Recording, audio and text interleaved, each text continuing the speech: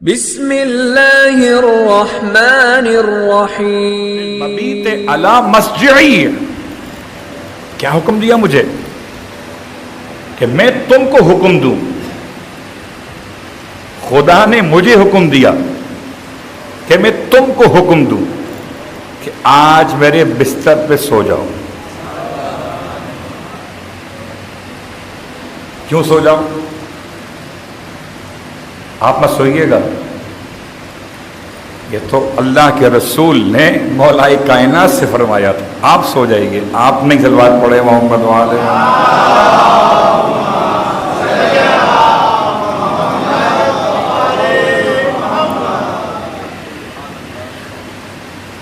لِتُخْفَى بِمَبِيتِكَ عَلَيْهِ أَثْرِي، تاکہ آپ کے سو جانے کی وجہ سے میرے نشان محفوظ ہو جائیں، میری روانگی پوشیدہ ہو جائے۔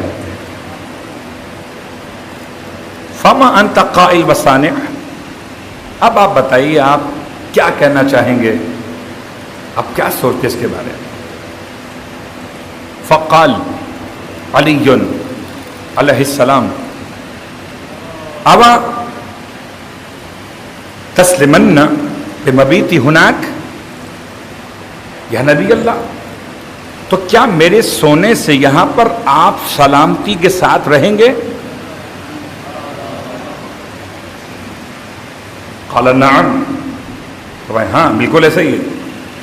فتبسم علی ضاحکا، اللہ اکبر،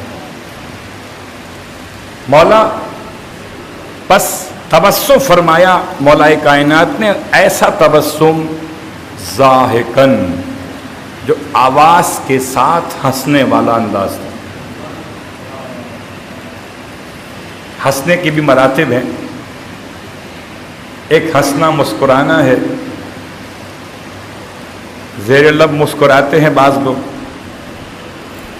ایک ادب کے تقاضے کے اعتبار سے، اور جب کبھی خوشی اور بڑھ جائے تو زیر لب سے نکل کر یہ ضحک کی شکل میں آ جاتی، ضحک، اتنا ہنسنا کہ دانت نمایاں ہو جائے۔ اس سے بھی ایک بلند ہے، وہ ادب کے خلاف ہے،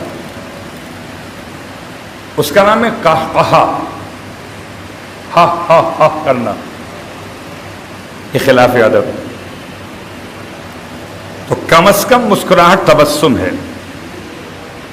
اور معصوم کی نگاہ میں میکسیمم مسکراہٹ ضحک ہے۔ فتبسم علی ضاحکا، بس آپ تبسم فرماتے، مسکراتے، مگر ضحک کے انداز میں، یعنی کہ آپ کے دندانے مبارک نمایاں ہو گئے، ایسا لگا جیسے رات میں تارے چمکنے لگے۔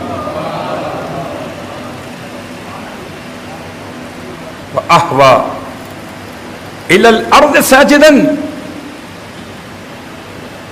اور ہنستے ہنستے آپ سجدے میں گر گئے۔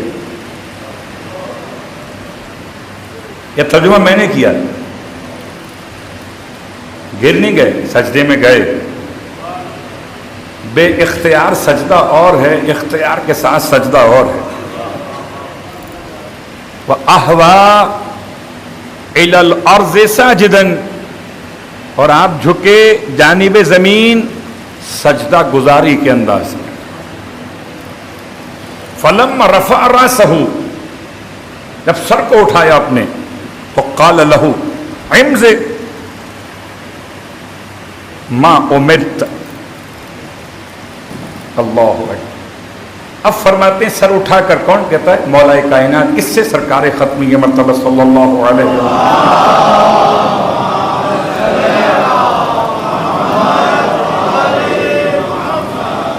میں اسی لیے آپ کی خدمت میں اپنے الفاظ پیش نہیں کر رہا، تاکہ لطف آپ کے سامنے آئے حدیث کا اصل الفاظ کے اعتبار سے۔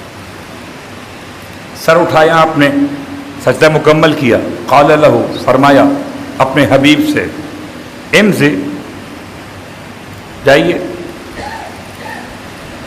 لما امرت، جو آپ کو حکم دیا گیا آپ جائیے۔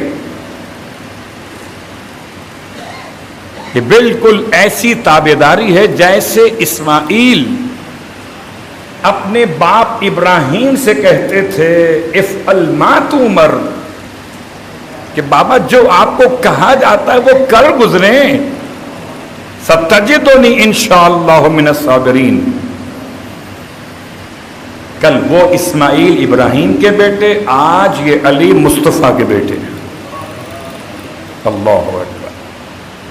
فدا کا سمعی، آپ فرماتے ہیں یا رسول اللہ میری سماعت بھی آپ پر فدا، وبصری میری بصارت بھی آپ پر فدا، وسویدہ قلبی میرے دل کی تمام تر صلاحیت بھی آپ پر قربان، وَمُرْنِي بِمَا شِئْتَ أَكُنْ فِيهِ كَمُسْرَتِكَ وَاقِعٌ مِّنْهُ بِحَيْثُ مُرَادِكَ۔ اور آپ نے جو مجھے حکم دیا ہے میں آپ کی مراد پہ پورا اتروں گا۔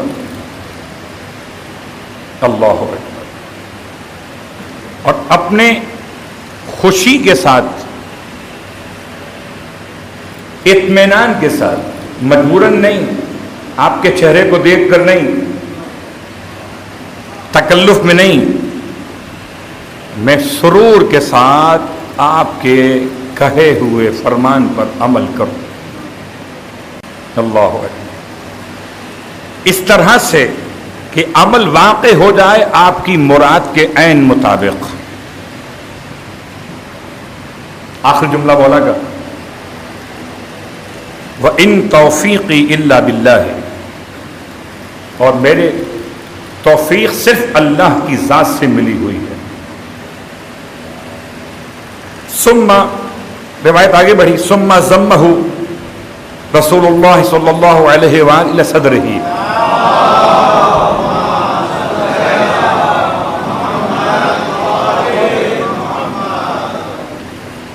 پھر اللہ کے رسول نے آگے بڑھ کر علی علیہ السلام کو اپنے سینے سے لگا لیا،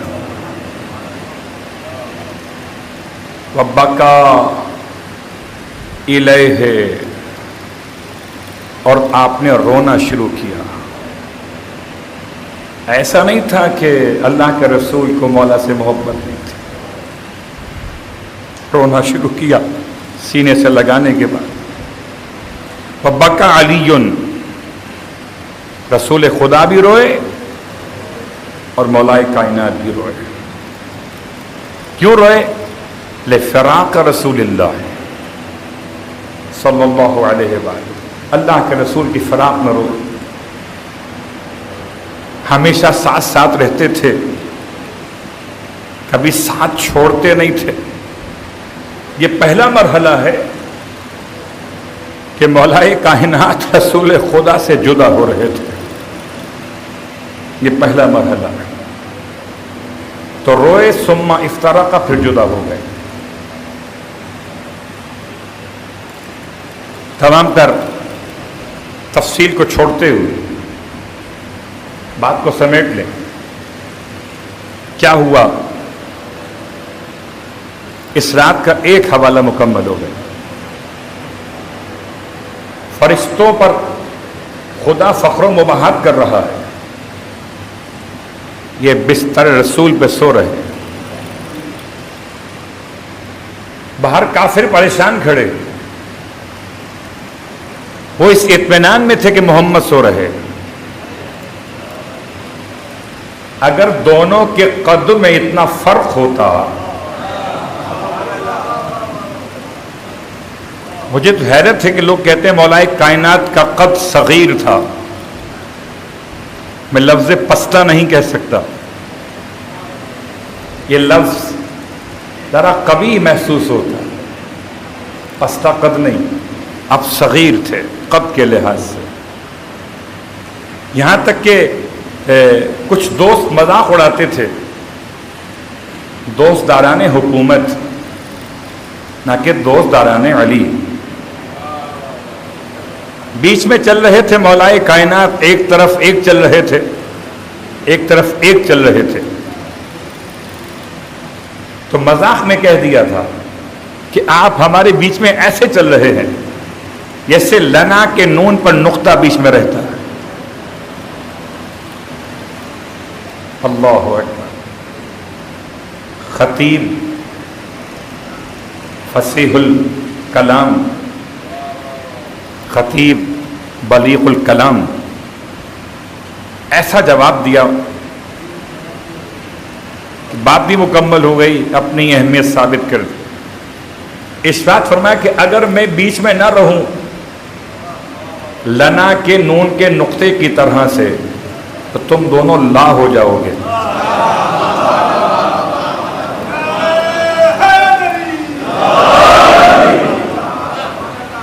کتنا حسین جملہ ہے. علی کا کلام بھی تو علی ہے. ان کا سوال ان کی حیثیت کا ہے، مولا کا جواب مولا کی حیثیت. سب کچھ کہہ بھی دیا اور کچھ بھی نہیں کہا. تو اگر قد دونوں کے مختلف تھے تو رات بھر کافر بیوقوف تو نہیں تھا کہ ویٹ کرتا رہا کہ ذرا سا روشنی ہو جائے فجر والی تو حملہ کریں گے. لیکن ایسا محسوس ہوتا ہے کہ جیسے بستر پر لیٹنے کے بعد خدا نے پہچان قد ختم کر دی تھی. اب دونوں کے قد کی پہچان ممکن نہیں تھی. بہت غور کیجیے گا. ارے جب چادر میں آئیں تو پہچان جبرائیل بھول جائیں تو بستر پر آ کر کافر کیسے پہچانے کون محمد کون علی. صلوات پڑھے محمد و آل محمد.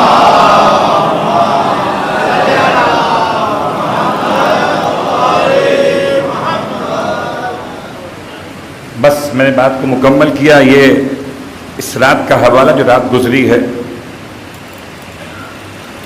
لیلۃ المبیت، اس رات کی بڑی اہمیت ہے. یہ رات شب ہجرت، اللہ کے رسول نے رات گزاری کہاں پر؟ غار ثور میں. غار ثور میں آپ رہے اور آپ کے بستر پر امیر کائنات رہے.